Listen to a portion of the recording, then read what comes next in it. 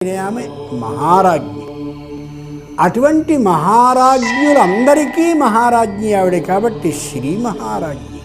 అందుకని ఆవిడ నాలుగు ఉంగరాలు కాక ఐదు ఉంగరాలు బొటన వేళ్ళకి కూడా ఉంగరాలు పెడుతుంది.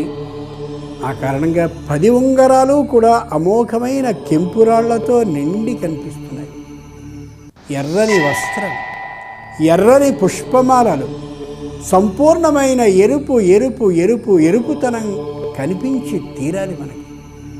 అలాంటి రూపాన్ని తల నుండి పాదాల వరకు మనం పరిశీలిస్తే అరుణాం కరుణాతరంగితాక్షి,